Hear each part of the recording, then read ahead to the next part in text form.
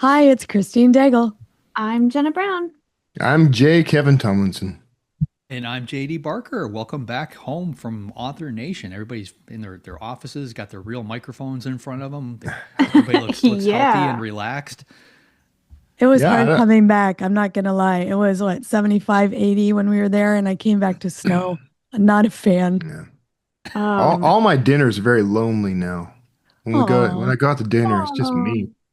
It's like, and cheaper though than Vegas and the yeah, $140 yeah, steaks. So that's exactly right. Yeah, I I screwed had up a on little the bit of on the sticker trip Yay. shock. back. I bumped my flight up to business class for the trip back. smart. nice. Yeah, that was Yeah. fun. Got to be comfy. Yep. Yeah, I miss you I, all. it was fun though, and this was the very first time that we had literally everybody involved in the show in one Yeah, place. that Yeah, was fun. JP was there, Alex was there, even like Alex's cohorts in his Mm-hmm. business were there. So yeah. It was a bit surreal this year because I know we had quite a few people that came up to us and were like, "Oh, you're Writers Inc. I listen every week," and I was like, yeah, "Oh." Yeah. Yes, we are. I'm getting my 3.5 minutes of fame. Thank you. yeah, That was cool. My marketing brain was kicking in, and I'm thinking we need because we had this giant banner for JD Barker behind us. It was 7.5 by 7.5. So I ordered one for Writers Inc. for next year. Because I've got a Oh, nice. feeling we've got a lot more people that listen to the show there that probably had no clue we were in that particular corner. Yeah. yeah. So But I isn't the can't hurt. point of that booth to attract the readers, not necessarily other authors? Readers can So listen too. Readers That's listen. cool. Writers are readers. all right, okay, all Yeah, right, we honestly we get a mix of both. I think when we start Yeah. digging down to the demographics, because a lot of the the fans of the people that we interview listen to the show. Yeah. But yeah, in general, I felt the con was a lot more dialed in. I mean, the crowd was definitely larger. Mm-hmm. Everything from the reader events to the speaking and the panels. I think it all felt a lot more tight than it did last year. Yeah. yeah. Which and it was organized last year. I mean, don't get me wrong, it was fantastic. So I think it's just they've got nowhere to go but up, and they're doubling down every year and just improving. Yep. So I'll get 8 by 10 glossies of those Christmas cards I sent out with us all wearing funny hats, and we can have them signed. We can all sign them There next you year. go. That's Perfect. something to sign. Yeah, there you go. So, All all right, right. Kevin, what is in the news? Well, first up, Amazon introduces Kindle Translate. Amazon is beta testing Kindle Translate for select KDP authors. AI will translate ebooks from English to Spanish and German to English in a few days, with translated editions labeled in the Kindle store. For beta users, translations are free. Pass a 7-step quality check, and authors can preview or auto-publish.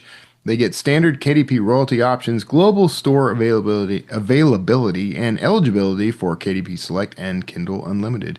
Amazon says fewer than 5% of titles on Amazon are available in more than one language. So this could unlock new audiences and new and earnings for indies, especially backlist that would never be human translated. Is anyone on the beta I'm for this? Not yet, but No, I should I try. looked. I would never do it. I've got a fantastic publisher in Spanish, and they do great. So I wouldn't want to step on their toes. Yeah. I'm just trying to see where this is going to go from an industry standpoint, because I've got publishers all around the world. This could essentially cut them out. I don't see the quality being where it needs to be yet, but that's AI is improving so fast, it's going to get there. Yeah. But I've seen that like particular translators can make or break a book. So like Fourth Monkey's been on bestseller lists all around the world.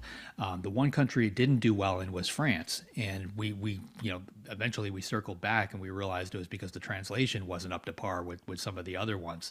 So Mm. that's problematic. But a good translator can really make the title, and in a lot of countries, the translators themselves have followings. Just like audiobook narrators, a lot of people listen to a Scott Brick book Hmm. because he narrated it. The Right. translators have followings too. I don't know how this is going to play out, because if these books are no longer going to foreign publishers, that market could dry up. In another Yeah. 10 or 15 years, there may not be foreign publishers anymore. Yeah. Right. I've heard the first few rumblings in the last few weeks about this in the indie communities that I am in, of people more looking into it, looking for recommendations. Yeah. I I hadn't heard could about definitely this. Yeah, I've heard a lot yeah. about Scribe Shadow, but Right. I've heard then about that. people also hiring a person along with that. So Right. somehow that makes it more cost effective. I don't know. I haven't looked into it, but I am hearing it come up a lot in the indie community. My German translations probably, make quite a bit of money, so I wouldn't want to mess with that at all. But Spanish and other things are kind of open, especially with my backlist. So I could see doing it perhaps. I think this is probably aimed much more at the indie crowd than someone like you, JD. I don't think they're trying to lure you in. I think they're trying to lure in a Kevin Tumlinson who doesn't want to pay anybody. That's what. Well, that could be. I mean, like I can see a translator running a book through AI first, and then they know the language, so then they can go through and they can clean it up, which would be a huge time saver for them. So I see that working. Yeah. I'm honestly curious about the quality control steps that are involved in something like this, and they've been very vague as far as what that is. I'm guessing that they're going to be, somebody is going to be putting a lot of eyeballs on the first couple of books to make sure that the reviews are solid. Because if this comes out of the gate and people are saying the translations are terrible, it's going to vanish. Yeah. So Amazon's going to be all over those initial ones. But I just don't see how they can do this on scale and quality in today's world. A couple of years from now, maybe, but I don't know about today. Yeah. But they need test dummies to get it right. So that's what they love the indie authors for. We're just going to test square, them. We're use those. Square it away on your shoulders and then roll it out to everybody else. Yeah, that's what it is. Next up, the publishing industry gambled on me and lost. That's in quotes, by the way. Maria Kuznets. All right, let me try that again. You can do it, Kevin. I did it 3 times before this whole thing. So Maria Kuznets. Let's start that again. Maria Kuznetsova recounts a whirlwind debut. Big auction, big 5 deal. Then her imprint folded. She was, quote, orphaned and subsequent books underperformed, turning her strong start into a bad track that made editors skittish despite her best work. She argues the system gambles on debuts and unrealistic expectations, then punishes authors for sales driven by fragile infrastructure and lost champions, echoing wider industry critiques about how track records stifle second and third books. Kuznetsova believes many writers do their best, most complex work later, yet support shrinks after book 1, pushing literary fiction toward indie and university presses and forcing authors to cultivate smaller, devoted audiences. She's made peace with a different kind of success, teaching, publishing shorter work, championing other writers, and insists she's just getting started, even if future books earn less money than this essay. I think this part of the industry is kind of flipped on its head. If you go back 10 years ago, they would buy a debut, they would put money behind it, they would cultivate that second novel, the third novel, and they would they would help an author build a brand. And in today's world, they're just not doing that anymore. They're buying up these debuts, and if they don't come out of the gate hard, they pull that marketing effort back on Title II. And a lot of people are only getting 1 or 2 book deals now. They're not even signing longer deals. I'm not sure how that's going to play out. I think I'm not sure before, but I know that I started hearing a lot about these cautionary tales 7-8 years ago, because everyone wants that big debut 6-figure deal. But there's I don't even know a saying in a lot of the business circles I ran in before that the faster your success, the faster your fall in a lot of ways. And so it's always better to kind of ramp up than to spike because you have nowhere to go. And I have talked to other authors and they'll say kind of the same thing that you have 10 years to write your first book, 1 year to write your second. And that's a lot of pressure. And if you come out with a big deal, now that's even more pressure because you have to sustain, you got to come out of the gate running and you have to sustain it. And then you have to also write your second book and you have to sustain that. And it's a lot of pressure all around. But we all like the shiny big deal. I don't know if it's always the best though for a long-term career. Yeah, I definitely years ago, right? We know that a lot of authors, their first book wasn't their best book, but the publishers worked with them and they had a career, and maybe it was their 7th book or 10th book. Now it needs to be your first book.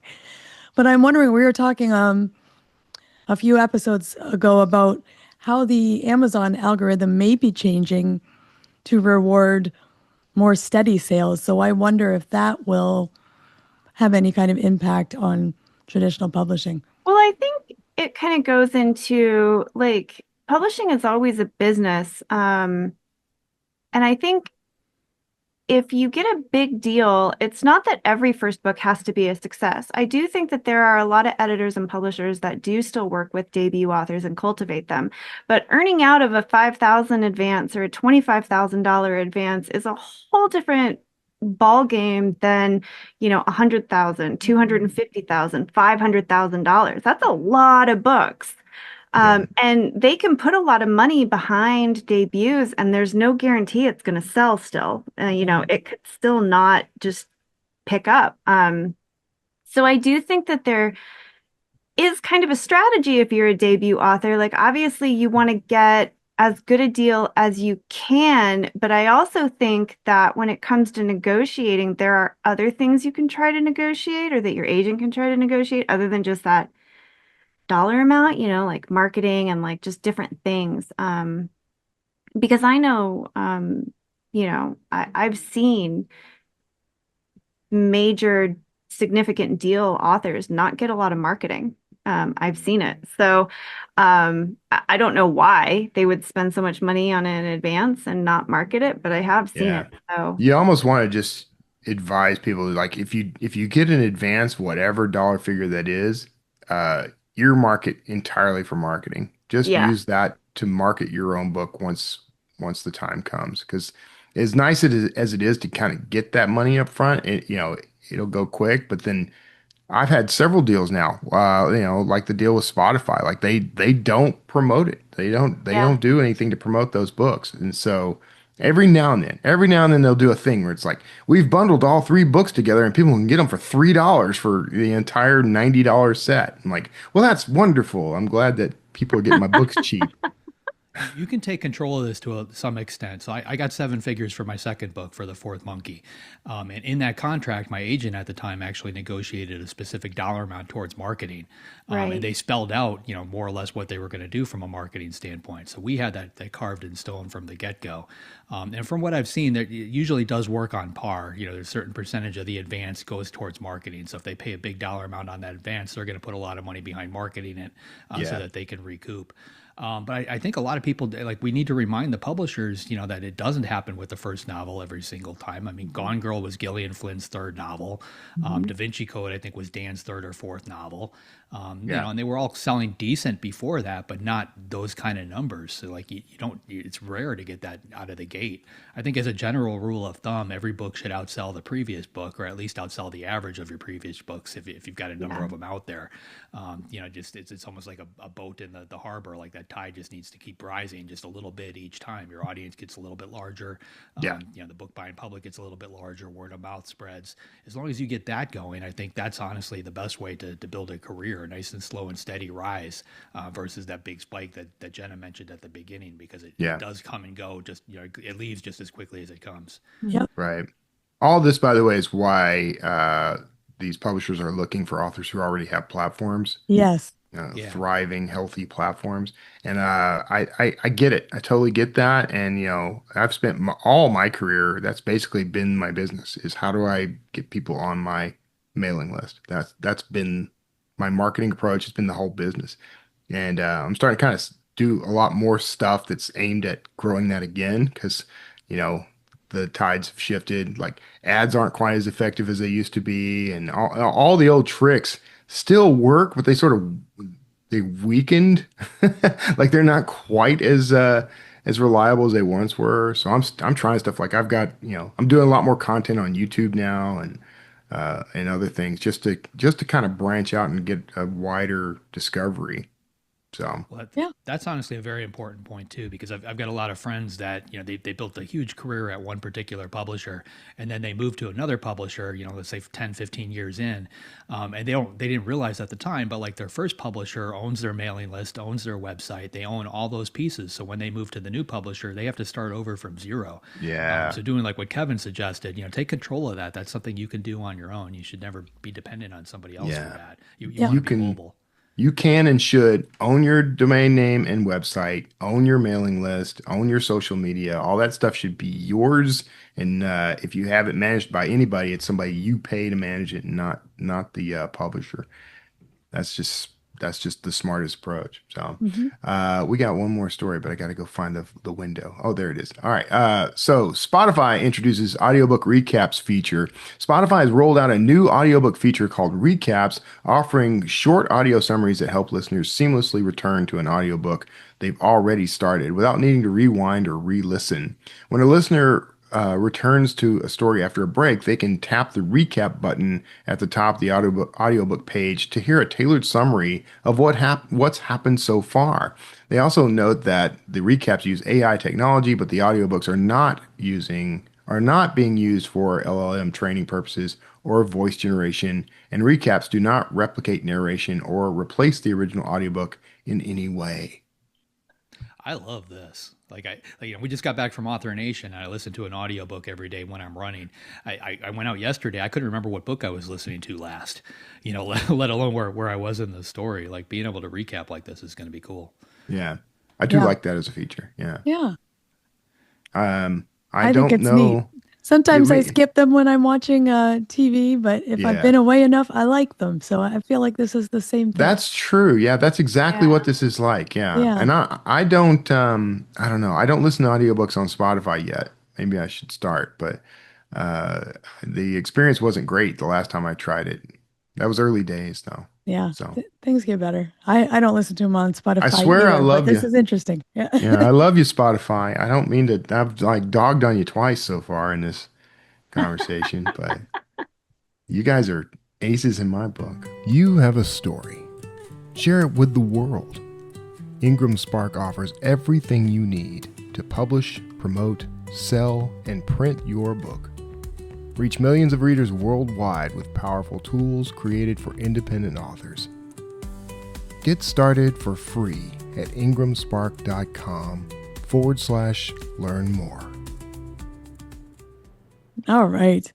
JD, who's up this week? So I wasn't sure we'd be able to air this, but I interviewed James Patterson at Author Nation, and they were kind enough to agree to let us air it on the show. So James Patterson, more than 1 billion books sold. He's one of the world's best-selling authors. He's also one hell of a businessman. Talking to the guy live is a little bit like wrangling cats, but I think I got some decent information out of him. We had some fun. Here he is, James Patterson. So first off, just from everybody in this room, we know you're under the weather. We truly appreciate the fact that you were willing to take some time out and make this happen with everything going on. So thank you. First of all, I'm so sorry not to be there. I actually was looking forward to Vegas, the gambling, the mediocre comedy, the gambling, the bad music. And I wanted to mingle as well. I have COVID, and full disclosure, I had lung cancer a few years back. So, in fact, I had a CAT scan on Tuesday. No cats, but so they're careful with me, and I'm fine. But other than the COVID, so I'm coughing, and I slept a lot this afternoon. But I'm happy to be here, and I'll talk till I drop or whatever the fuck happens here. But yeah. So anyway, thank you so much for being here, and I'm sorry that I can't be with you.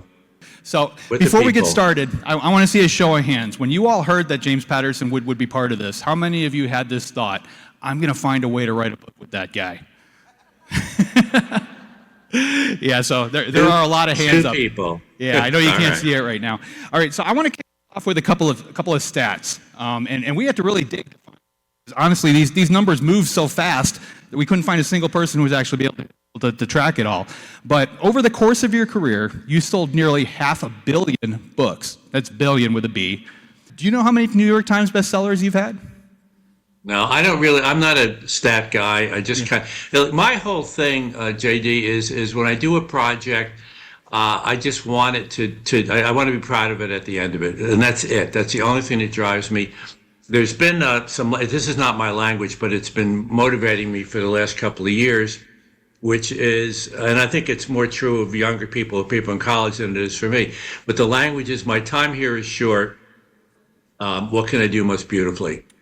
And when I do any project, that's what I want to do. I took on 2 sort of co-writing things this year, and they both, well, actually a year ago. One of them is with Viola Davis, and we did a novel, and that's coming out in March, I think.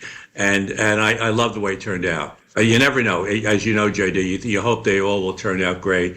And we've done a few, and some are better than others, just the way it happens. But the thing with Viola turned out really, really well. And the other one is weirdly with Mr. Beast. And we have a novel coming out in June. And that was an interesting one. And I really liked meeting him. Mr. Beast has 5 times more followers than Taylor Swift. A lot more than Taylor Smith, whoever that is. So anyway, yeah. But that's what drives me to do stuff, not the numbers. I don't give a shit. All right. Well, I guess we'll move past the stats. So you're talking to a room full of writers. So I've got to ask the question you probably heard a million times. Did you always want to be a writer? I was always a good student. I wasn't a big reader. I went to Catholic grammar school and high school, and they just gave us the wrong books. My family then moved to Massachusetts. I started working at a mental hospital up there as an aide, and I worked a lot of double shifts, and I had a lot of time, especially the night shifts, to read. I used to go to Cambridge 3 or 4 times a week and just read. And it wasn't the kind of crap that I write. It was serious stuff, Ulysses, whatever. And it just turned me on, and I started scribbling. So I was around 19 or so. I actually published the first book, the one in Edgar, when I was 26. So I was very, very lucky to get, to get published and then to luck out with the award. But no, I didn't always want to be a writer. In fact, to me, when I won the Edgar, I'll give you my whole speech right here. I guess I'm a writer now, and that's the way I felt about it. That I'd been published and I'd won an award, so I felt like, okay, I guess I'm a writer. Well, I kind of want to get into the work ethic behind you, because you honestly run circles around me, and I'm half your age. That should not happen.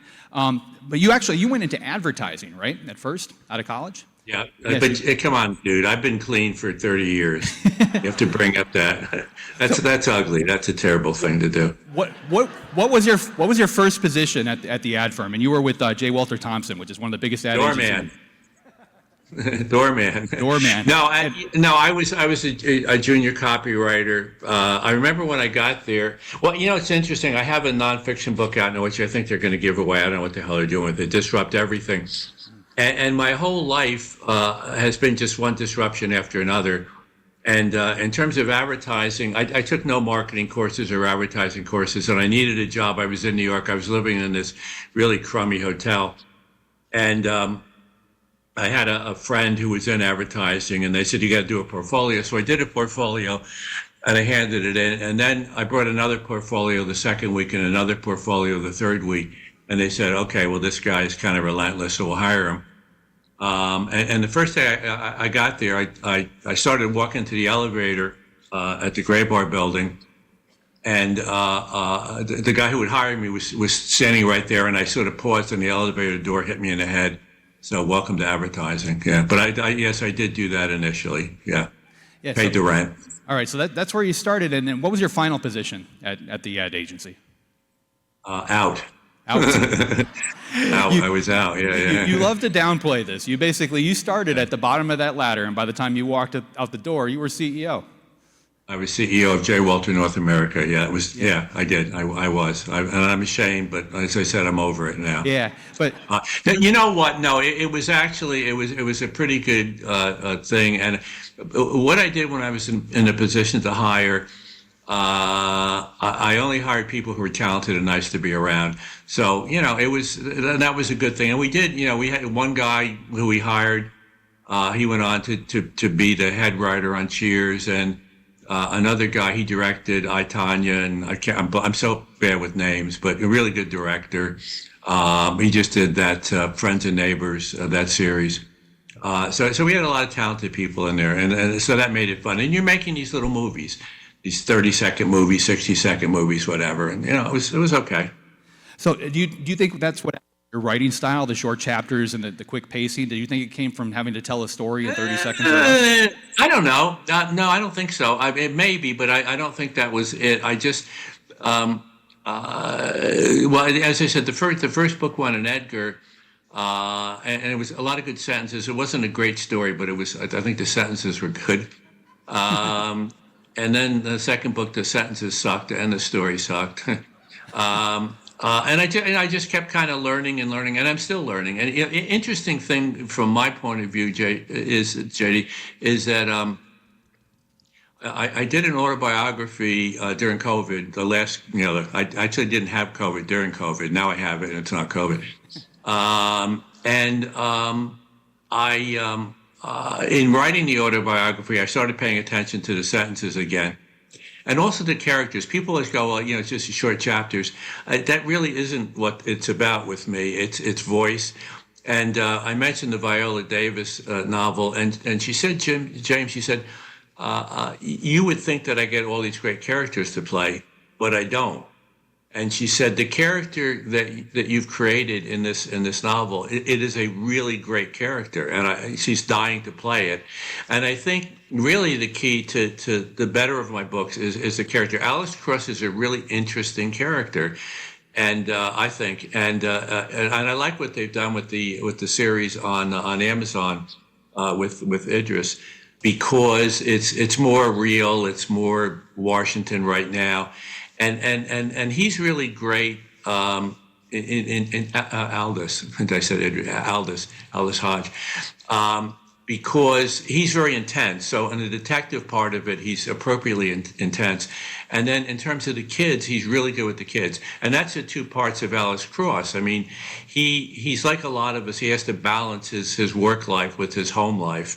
And of course, his work life is very intense, over the top. It's not realism. It's whatever the hell it is, overtopism. But he has to balance that, and Aldous does a great job at that. He's a really, really good at Morgan. It was a different bit with him because we couldn't do we could have, but it would have been and it wouldn't have been very effective, the family part. So that really never got into the movies. But that to me is an essential part of Alex. Jane Smith is another, I think, really, really cool, interesting character. So it's all about characters, and that's why you left me at goodbye. I'm so bad with the names. With Tom Cruise, the woman, they won a couple of Academy Awards. Who am I talking about? Oh, she wanted to play Jane, but it's all about the characters. Actually, Michael Bennett.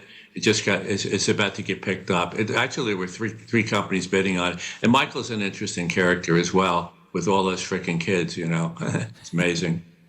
So I kind of want to dig into some of the older stuff. So you remember when you took your first novel out on submission? It was Thomas Berriman Number, right? Was the first one? Yeah. It was turned down by 31 publishers. Turned it down. Then won an Edgar as best first mystery. So go figure. I don't know. It's one of those things. I think it was the only thing about some of the turn downs. They were kind of respectful. Like show us your next book or something like that. But it happened, pretty quickly. And I was lucky. Actually, I got an agent, a young agent, and he got me caught up with a young editor, actually, Thomas Crow, which no longer exists as a publisher. And I worked with him for a month, and then he turned it down. But the agent said, "Don't worry, I'm going to sell it in a week or two." And they sold it to Little Brown, so it turned out okay. All right, and that was 1976, and you wrote Along Came a Spider in 1993. So what was going on in between there? A little dry spell. A little dry spell. But you were writing that whole time, I wrote a bunch of shitty novels. I really hadn't figured it out, honestly. And with Alex Cross, the first one, I sat down and I said, okay, what are my strengths? What are my weaknesses? And I found that, to some extent, I like writing in the first person. I was more comfortable with that. I concentrated on the sentences more. I concentrated more on character, Alex's character. I wrote and then what I did with that book actually is my outline was like 350 pages long. That's really where the short chapters came from, because I read the so-called outline and I went, wow, this is pretty close to the book. And it was a lot of short chapters. and I just said, I'm going to kind of stick with this, and it's somewhat unusual. There were a couple of books that I read that sort of got me into that. Mr. and Mrs. Bridge and Mr. Bridge, Evan Connell Jr., short chapters, very witty. Jerzy Kaczynski, Steps and Painted Bird. There were a couple of his books that I also short chapters, and I kind of liked that style. When I was out with President Clinton, he'd always say, the attention span of a butterfly is 9 seconds, and the attention span of humans is 8 seconds. So I don't know, whatever. So that's where the short chapters came from. It was a little bit of an accident in writing that outline. And I added maybe 100 pages to it, and that became Along Came a Spider. You actually made a couple changes there. Alex Cross wasn't always Alex Cross, right? Well, initially, yeah. In the first 50 pages, it was a woman. And I just wasn't quite comfortable with it, and I changed it to a man. With the Women's Murder Club, I felt more comfortable and ready to sort of write from a woman's point of view. Okay, so you're at the advertising agency. You're writing these books in your spare time, which I can't imagine. Bringing up the fucking advertising agency. Well, Leave me alone. here's the thing. Give me a break. Okay, we've got a lot of people. I was a bad guy for a while, We've got a lot of people in this room that are still working the day job, so they know where you are today. But I really want them to understand where you were back in the day. I'm kidding. I'm kidding. All right, so I joke around a lot. I know this is my first line is usually, "Hi, I'm Stephen King." All right, so 1996. That's the year you actually quit the ad agency. Do you remember what spurred that decision? What was going through your head? That was it. Yeah. What happened? I'll give you the scene where it kind of happened. I had a house on the Jersey Shore on the ocean, and it was a Sunday, and I had to go back to New York for advertising stuff. And I'm like, oh shit! It was a beautiful day, and I'm on the Garden State or the Jersey Turnpike, one of the two. And the traffic, it's like 5 miles an hour going back toward New York City. And on the other side of the highway, these cars are going by like about every 15 seconds, whoosh, whoosh, whoosh. And after about an hour and a half of this, I said, I'm not understanding. My life is going in the wrong direction. I need to get on the other side of the highway. That's simple.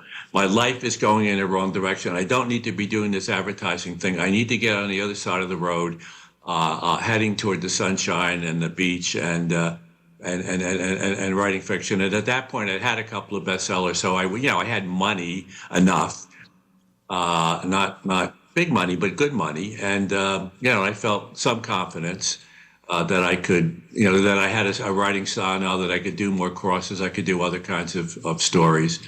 And the confidence was a huge thing in terms of, I didn't have the confidence initially, I don't think. You grow up, my father grew up in a Newburgh poorhouse. His mother was a charwoman, and he didn't have a lot of confidence, and he didn't instill a lot of confidence in me. So I didn't have it. I just didn't, I wasn't this cocky bastard that I am now. I remember the first time we met, you showed me your office. And while we were walking in there, literally every shelf, every surface had a manuscript at some stage of development. You knew what was going on. No, it's still there, yeah. Yeah, no, I'm looking this way, and there are 1, 2, 3, 4, I don't know what the hell there are, 25 different manuscripts that are in some stage of development. Now, some I do myself, and most of them, obviously, I do with other writers like you, JD, one of my faves. My most difficult. My most challenging, but one of my favorites. I remember you pointing to a stack behind you. You said, that's something I'm working on with Bill Clinton. But one thing that actually jumped out at me, you had a really old laptop sitting in the middle of your desk. I was just with Bill Clinton, actually, because our agent lawyer died, and we went to his memorial. Unbelievable.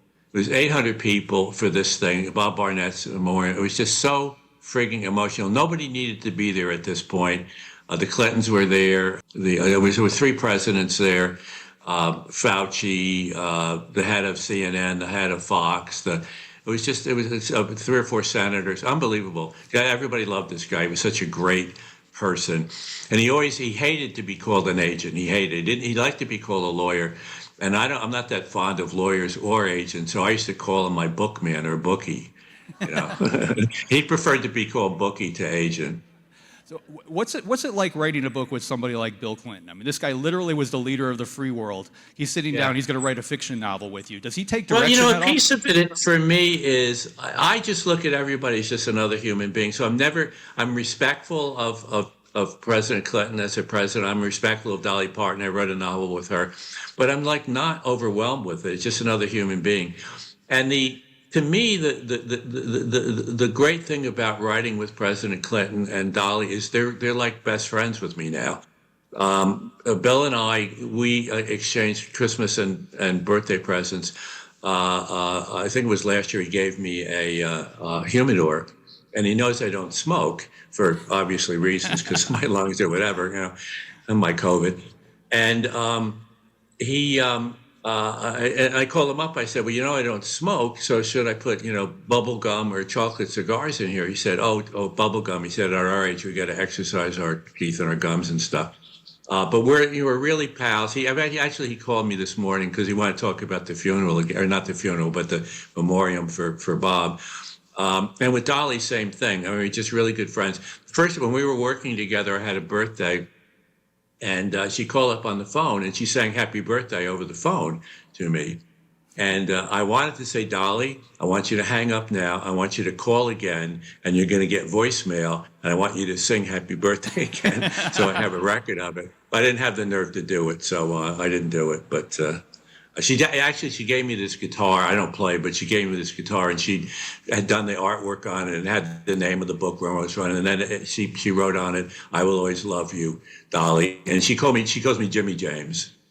That's her. Yeah. Anyway, but that's it. I'm into the human side of it. In my agent lawyer, I talk to him every day for 21 years, almost rarely about business. And when Bob, when he couldn't find me, on the phone, he would say, when he finally would reach me, he'd say, I get nervous when I can't find you, and now I can't find Bob. So that's a big blow. But most of these things for me, it's the personal thing, it's the relationship, it's the whatever the hell, the specialness of it. Can you walk us through just a normal day for you? You write every day, right? I do 7 days a week, yeah. Because I don't work for a living. I mean, in the beginning, yeah, it was, you don't know whether you're going to get published. You don't know if it's good enough. You don't know if you're any good. I don't have the problem of I'm not going to get published, or, I can pretty much write what I want to write within reason. So I don't have those pressures. I don't really have financial pressures either. But as I said, I play for a living, and I love doing it. Because I'm always hoping that it'll be as good as and sometimes it isn't, but every time it's like I'm really excited about. And in some cases, like with Disrupt Everything, the nonfiction thing, I just think it can do some good in the world. I went down to Vanderbilt. I gave a speech down there about it was just basically the power of disruption. And I think for a lot of the writers, I mean, same thing. I mean, my disruption, I started out, you go into publishing and they go, you got to do your one book a year, and they wanted you to do it in the same month and whatever the hell. And I'm not going, well, I don't know what the hell's out there. That didn't come down in the 10 Commandments. I don't, where the hell did that rule come from? And I go, I think I'd like to write more than one, and I don't know, maybe I can. And I remember going into the publisher. I had actually had the two cross hits at this point. So they were listening. I said, look, this year I'd like to do an Alice Cross, and then I'd like to do this book called Beach Road, I think it was, one of the beach things, a beach house. And then I'd like to do the Suzanne's Diary for Nicholas, a love story. And I told them the story. And when I told the outline for Suzanne's Diary for Nicholas, that the publisher started crying about, just the way I was describing it. And then he said, well, we want to do the cross, and we'll do the beach house, but we don't want to do Suzanne's Diary because it's not your brand. And I went, I don't know why you guys think you understand brands, because you don't know shit. You're publishers. And there's a lot of truth to that, sadly. And but I said, I don't think of myself as a brand, but if there was one, I'd say basically, if you pick up one of my books, the pages are going to kind of turn themselves, for better or worse, whatever that's supposed to mean. So if you're going to pick up one of a love story that I write, it's going to have pace.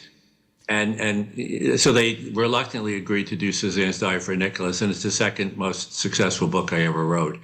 So yeah, whatever. I don't know. I don't think of myself as a brand, but I do think it has to. One of the things is a good pace to the books that I do, and that's a strength and a weakness. Yeah, you prefer to work longhand, right? You write everything out in a notepad. I do. I do. Yeah. There's two words that you told me you put at the top of every page. Can you just tell the audience? Be there. Be there. Can Be you there. explain that to these guys? I just want to be in the scene. If it's supposed to be scary, I should get a little frightened. I should feel it. If it's supposed to be, romantic, I should feel that way. I mean, where the hell it is, and then just keep writing it till you deliver on that. For me, once again, I never give advice. I have that thing on Masterclass, and I say, and it's very successful. A lot of people, and it's actually a very good class, I think. And people like it more than all the writer classes because they test all this shit. And it's just, I don't give advice. I just say, here's what I do. And some of it may be useful for you. But the only thing I do say is if you're nodding to it, forget about it because you already do it. And if you're shaking your head a little bit that way, then pay more attention to that because the only way you're going to get better is stuff that you're not doing. It's not going to be the stuff you're already doing. So, yeah, but I don't give advice. I just say, here's what I'm doing, and you may find it useful. So one of the other things that I listened to your audiobook on the airplane on the way up here. So it was like you were actually literally in my head for a 6-hour flight. One of your philosophies that you mentioned. You're already schizophrenic enough. I am, mind. yeah. So that did not help. You added another voice. You said you like to leave out the parts that people skip. Yeah. Yeah. Can you explain? Well, that actually came from Elmore Leonard. Okay. That notion. And somebody asked him when did you start becoming successful? And he said, well, when I started leaving out the parts that people skim. Yeah. All right. So that was a little. Actually, I was kind of doing that anyway, but then I read that thing from Elmore, and I said, yeah, that's what I'm trying to do, and this gives me some encouragement to keep trying to do it. Okay. I know we don't have a whole lot of time here, so we're going to go ahead and open it up for questions. So if everybody wants to queue up. Great. Yeah. Okay. If I pass out here, then just keep going. I'm so sorry to not be there. It drives me crazy because I didn't want to really see you assholes, but I wanted to gamble tonight. So Okay. You've built one of the most successful storytelling engines in history that's both wildly creative and effective. After all the books, collaborations, and experiments, you've seen what lasts. If you had to burn it all down and start over, what's the one truth about storytelling that would survive the fire? Yeah, no, that's great. I'd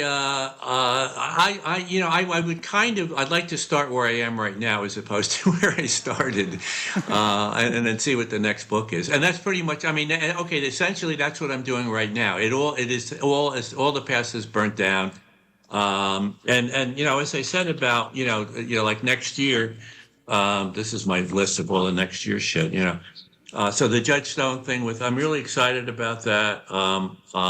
There's a thing, Country Road Murders, that I did with Mike Lupica that I'm excited about, and then the thing with Mr. Beast, and then moving forward, JD and I, we just finished a book. I won't give you the title, but that's an exciting one that we finished, and I think we're going to maybe start something else in the new year if one of us has a good idea.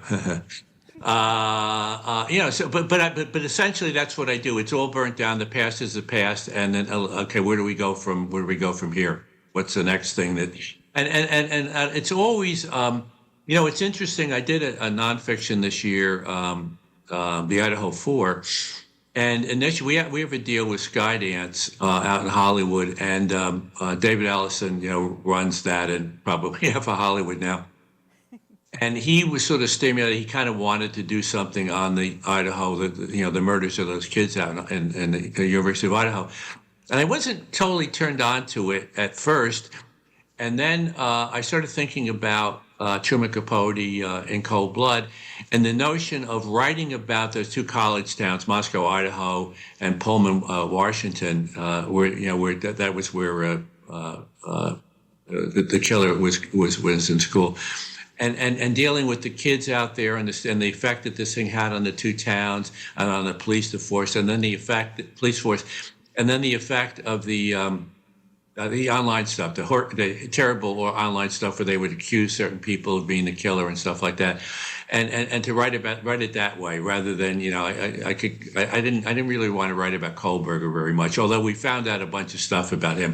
Vicky Ward and I, Vicky was great. I mean, she's a great reporter, good writer, and so so that wound up. I'm really happy the way it turned out, and they did a documentary on Prime, and I also thought that turned out great. They did a terrific job. It's not like sleazy, the way they do a lot of those, like Filthy Rich we did on Netflix, and I never liked it. I always thought it was kind of boring and sleazy, and but the one on Idaho that murders I thought was really classy piece. Thank you for this opportunity. I'm curious what practices. That was a really good question, but I like but it is they're all behind me now. It's all burned down. It's all wasteland. T.S. Eliot, yeah. Thank you so much. I'm curious what practices you have found most helpful in creating authentic characters who have different identities and lived experiences than you. Well, no, it's crucial. I don't know about practices. I mean, I'll just sit there and keep writing, just bullets down, just things like. There's a book coming out. I don't know when the hell it's coming out. I think next year. A thing I did with Lou. It's actually interesting the way it happened. Mike and I were on tour, and we just go out because we just enjoy being with him. He's kind of my best friend, or one of my best friends now, and we just have a ball when we go out. And so we were down in Jersey, and it was a terrible day. It was raining. It was on the Jersey Shore, but you didn't want to be outside really. But Sue and my wife Sue, she was with us, and Mike. I said, "Come on, let's go walk on the beach." And I'm like. So I walked about, halfway to the beach, and I'm drenched already. I said, I don't want to do this. This is stupid. So I was walking back to the hotel, and this little old guy was riding on a bicycle into the wind and the rain and whatever.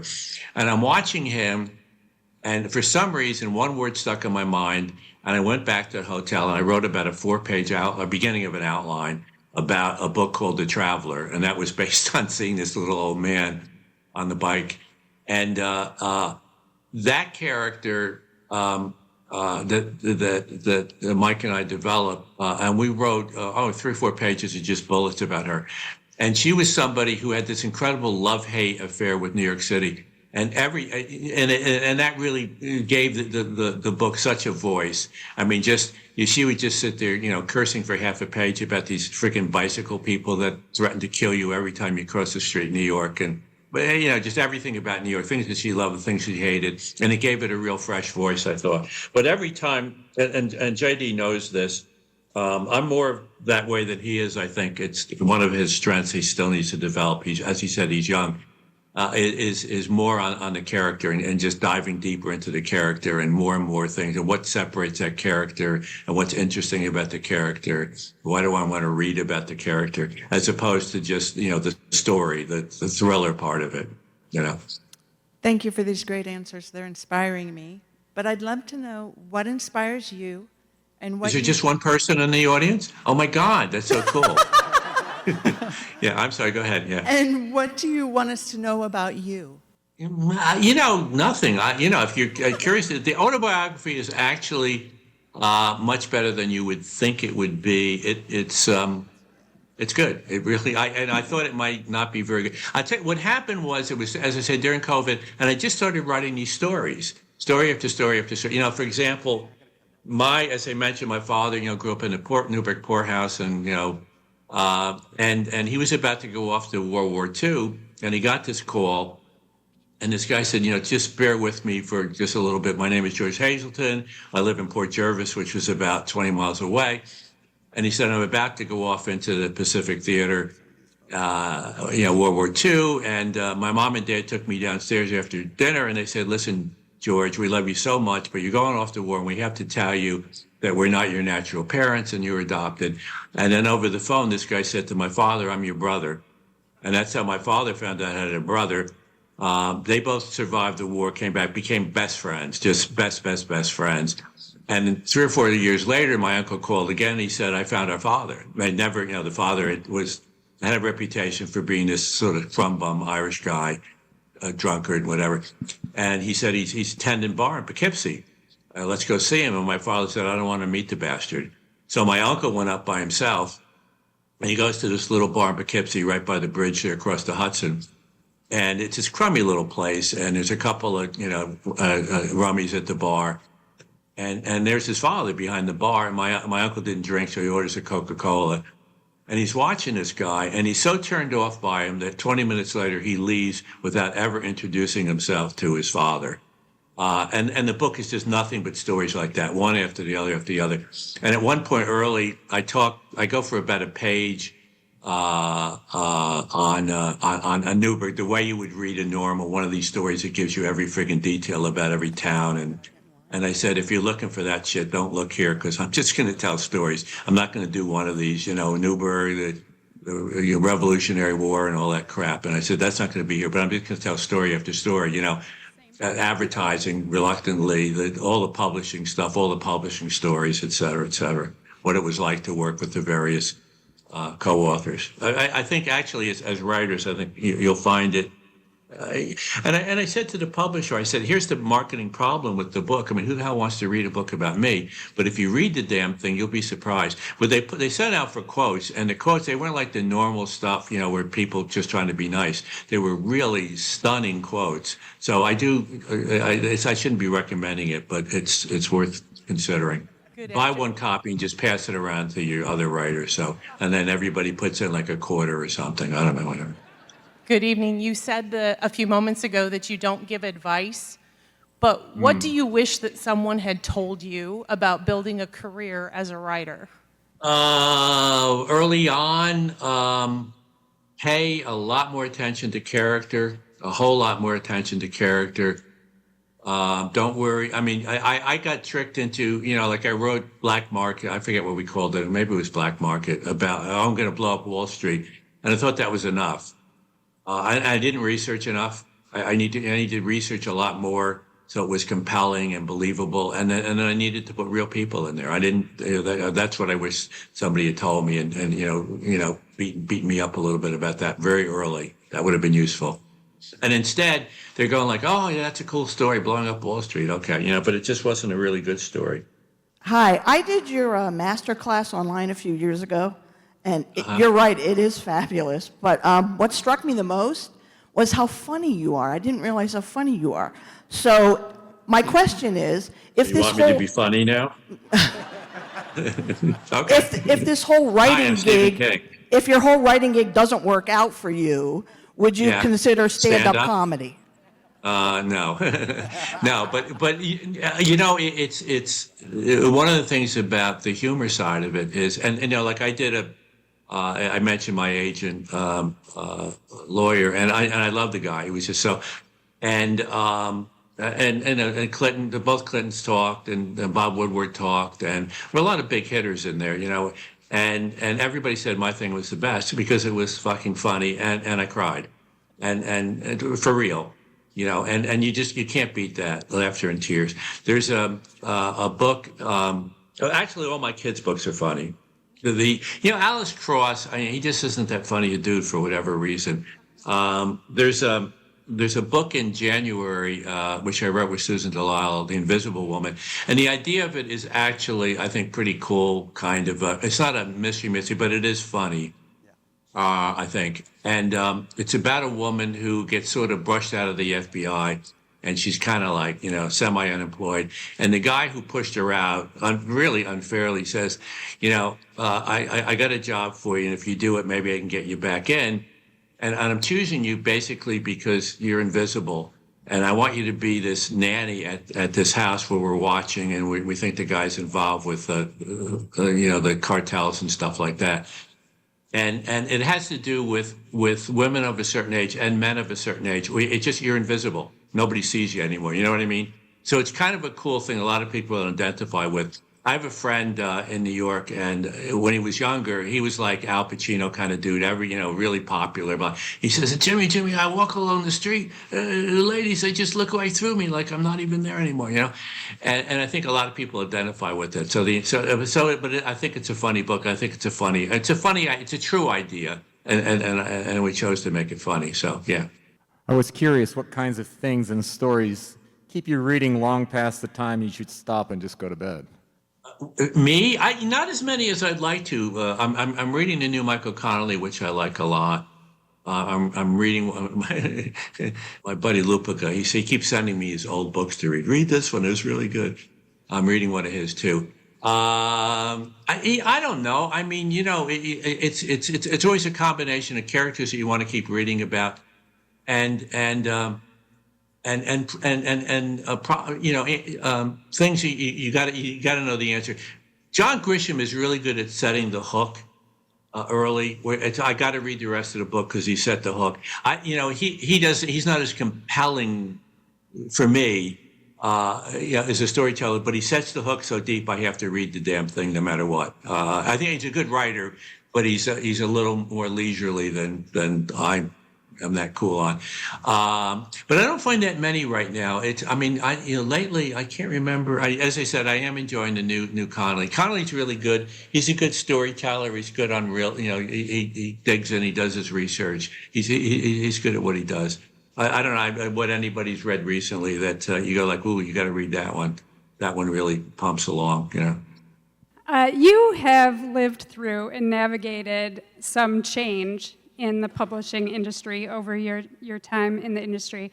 And through it all, you've maintained this amazing reader base that's always hungry for the next book.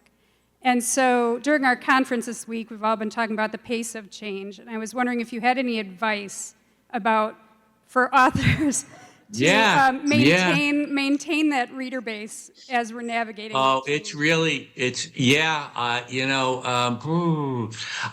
of the things I think it's, and I don't want to give advice, but notions about if you want to keep paying the bills, it's good if you have a new book and you can tell somebody in a couple of sentences and they go, ooh, that sounds good.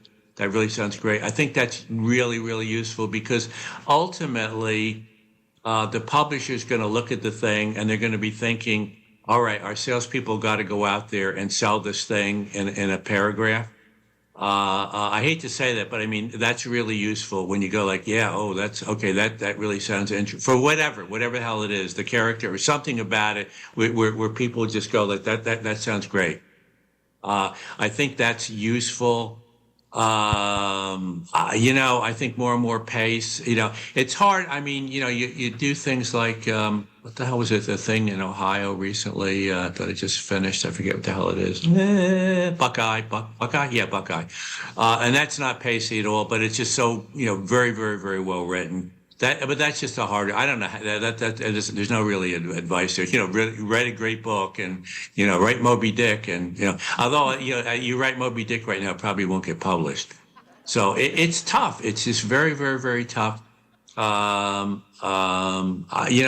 try so you can put stuff online, see if stuff are working. That's another thing in terms of a little bit of. It's good to have a couple of readers that you really can trust.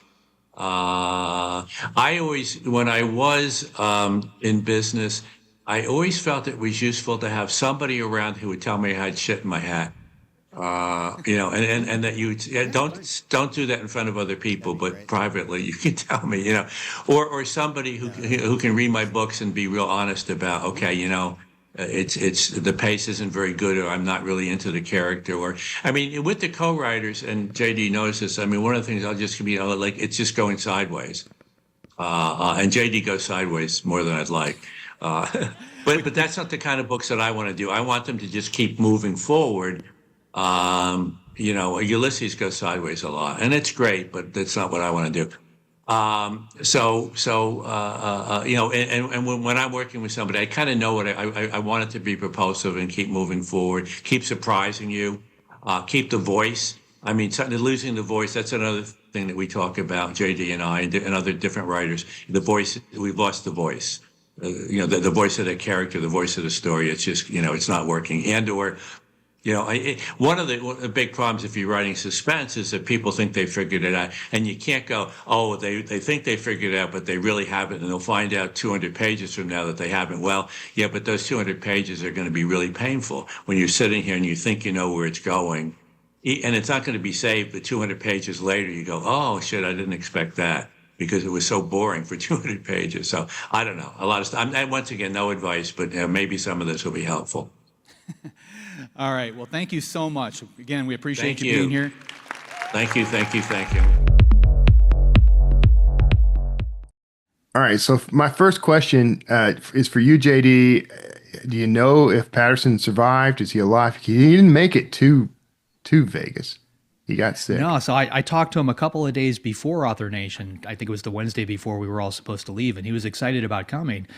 Then over the weekend, he started feeling a little down and under the weather. Went to the doctor and learned he had COVID. So obviously they weren't going to let him on an airplane, fly halfway across the country.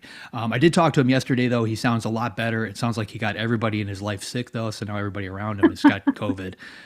But Jim is doing better. It's a special, Patterson brand of COVID though, so everyone's kind of proud to have it. And it makes sense that he brought in others for his COVID. I told my brother co-authors to be sick. I told my brother that he wasn't at the conference because he got sick, and his immediate response was, "I'd gladly get James Patterson's COVID." Well, Kevin, was it you that said that would become a hashtag and start trending? Yeah. It was not me, but that does sound James like Patterson's COVID. I think we could start that. All right. So he talked about how he didn't always want to be a writer, and he only realized he was one after publishing and winning an award. So how important do you think it is for writers to claim the identity of writer? And do you think that changes the approach they need to take for their craft and career? I think he was a bit like me when he was coming up. Like, I had been told you can't make a living as an author, so I didn't even look at that as a career.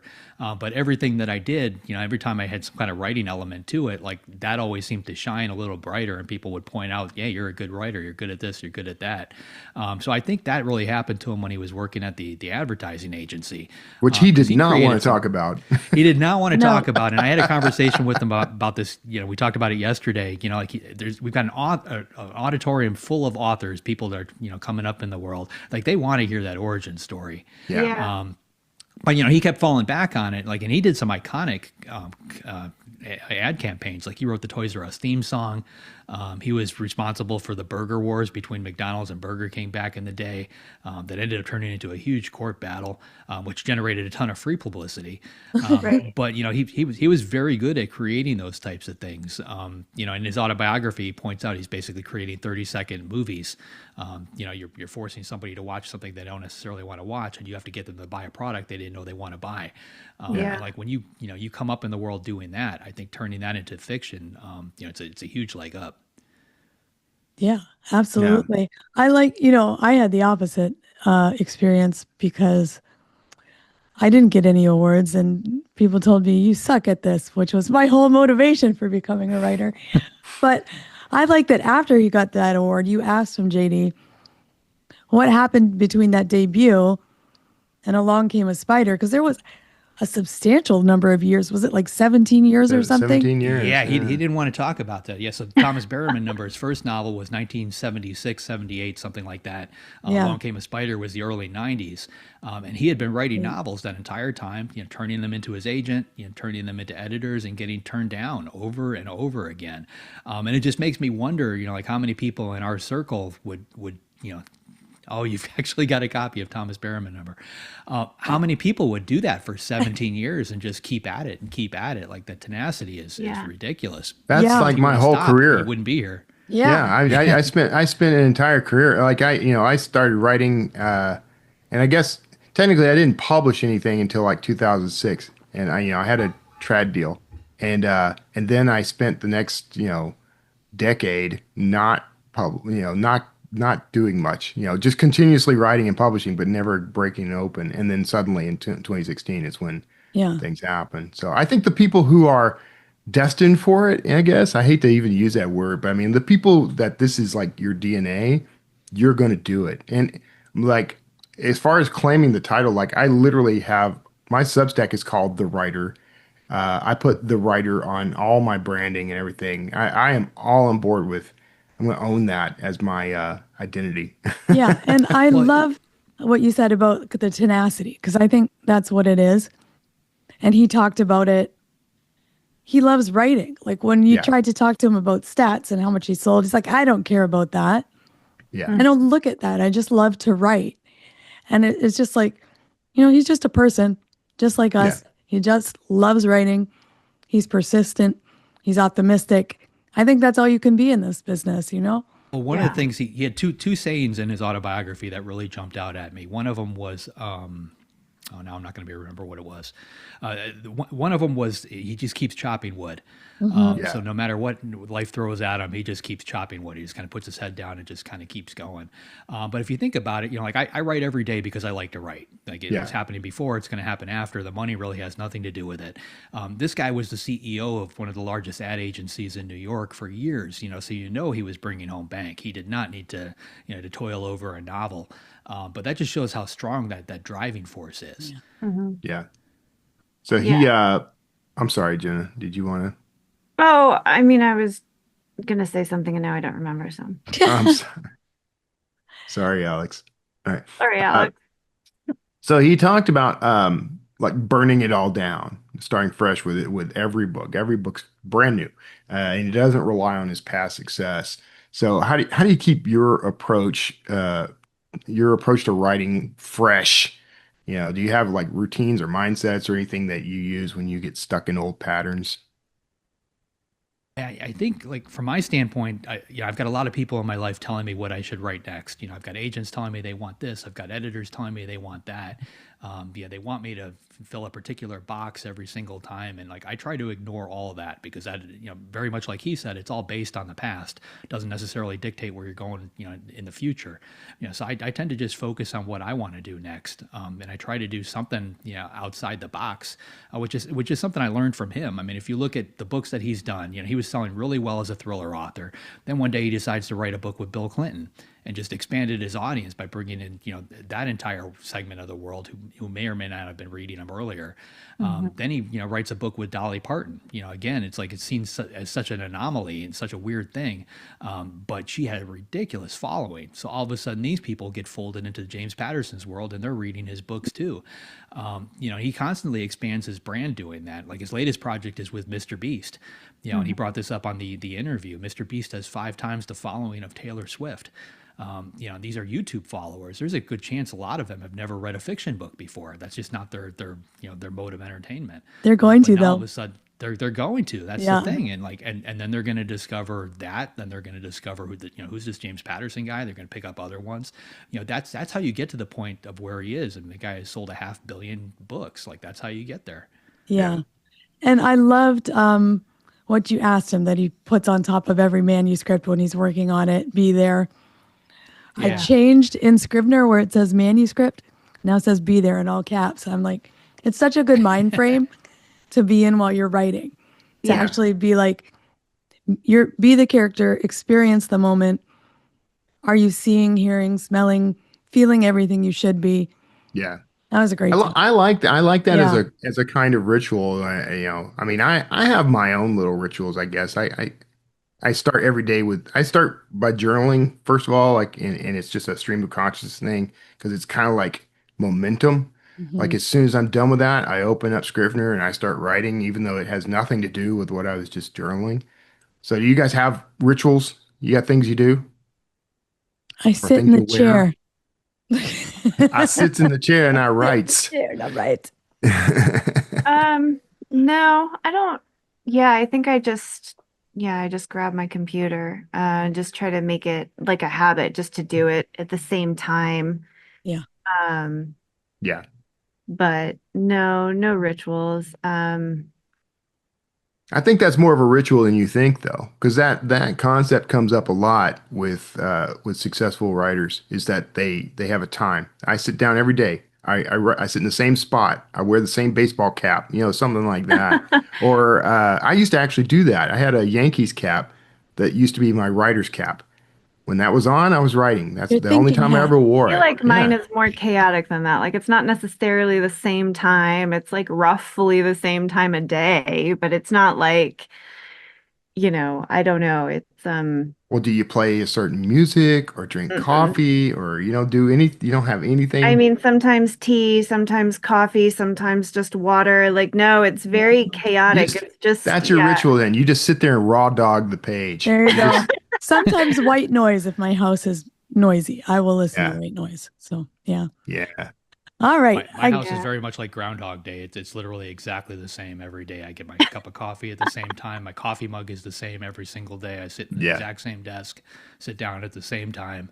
I don't know if it's because of all the travel we've done, but will shake things up and go right from like coffee shops or hotel lobbies or whatever in the middle of the week, just a change of environment, because I'll get into a headspace, like a little bit of a fog that I need to shake myself out of sometimes. So but I still consider that part of the ritual. It's like, okay, well, this is an outside day. I'm going to go play outside. I just don't want to tie it too definitively to a certain set of things that have to be in place or I can't do it. So I guess years as a single mother, you can't predict anything. So you just like sort of learn how to like recognize within myself, like, there's like a feeling I have when it's very like creative, like it's like I'm kind of zoned in, and to like seize that moment wherever it is kind of what I try. So I guess I try to focus on the